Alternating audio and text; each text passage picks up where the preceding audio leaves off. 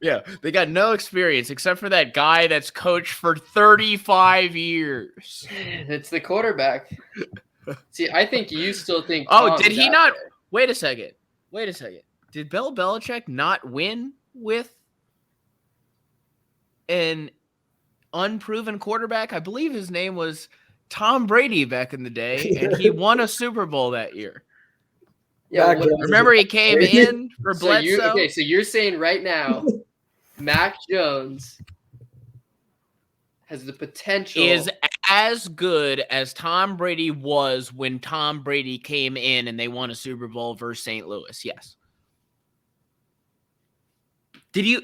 I know you. bold. Okay, that's your bold. problem. You guys are too young. Okay.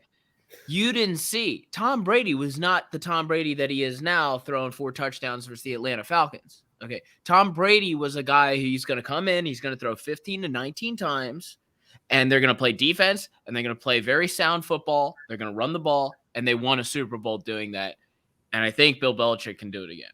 Because right now, the Chiefs that you mentioned are not the Chiefs from 2018, 2017. I'm not saying the Chiefs as a whole. I'm saying the experience that they have. And yeah, you have Bill Belichick, obviously, that's experience, but he's not the one out on the field. I mean, he's going to be a significant factor come playoff time, but I think that there's more experience. I mean, the more I think about it, the AFC, there's less experienced quarterbacks. I would say in the NFC, they would stand no chance.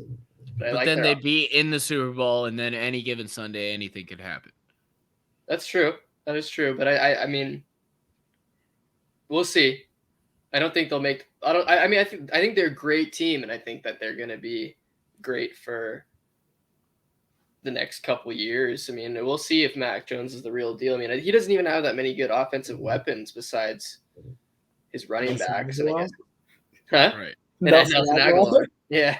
But yeah, I admit I was wrong in saying that the Patriots weren't a playoff team. They've proven that they're a great team, and they're literally the epitome of a team, and showing that football is a team sport. I mean, you look at defense is significant. They have a great special. They have the best fantasy kicker in the league, so it shows that he's knocking them. I know that. I have him on my fantasy team.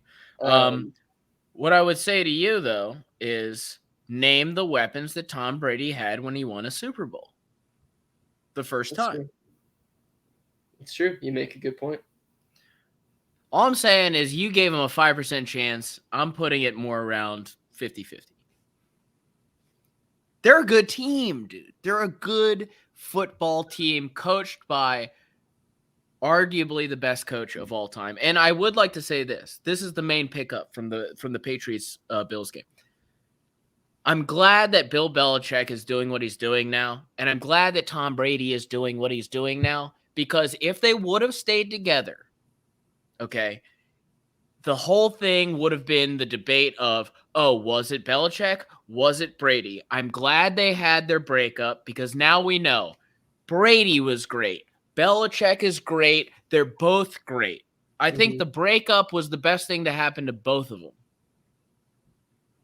How crazy would that be, though, if the years after they leave each other, that Tampa wins it all and then New England wins it all? That would be wild. Yeah. And astronomical odds. Yeah, I mean, if they were to make it, they're not playing the Eagles in the Super Bowl. I would root for the Patriots. We'll get to the Eagles, dude. But just to put a button in this one for the Patriots, if you're an O-lineman in this game, David Andrews, the center for the Patriots, says, that was the most memorable game of my career. I mean, can you imagine going into the game? Because Belichick said, we're going to pass the ball probably 5 to 7 times.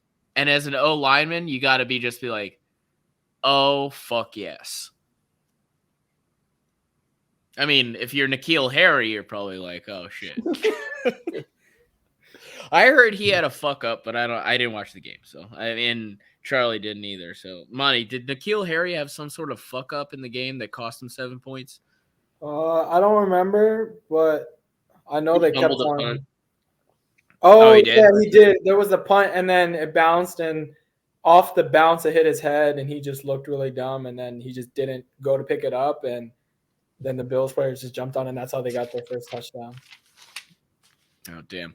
Okay, so I will just cap this off with, I was a wide receiver playing football when I was in high school.